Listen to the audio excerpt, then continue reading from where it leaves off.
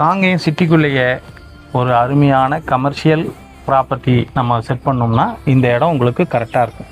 இந்த இடம் வந்து மொத்தம் 18 சென்ட்டு, 60க்கு 137.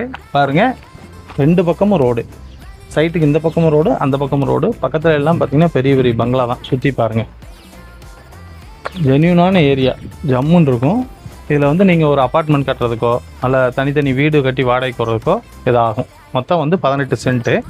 நீங்கள் ஒரு வேளை கம்மியாக வேணும் அப்படின்னாலும் பாதியாக பிரித்து எடுத்துக்கலாம். 2 பக்கம் ரோடு இருக்கிறதுனால பாதியாக பிரித்து எடுத்துக்கலாம். கிழக்கு மேற்கு திசையில் இருக்குது.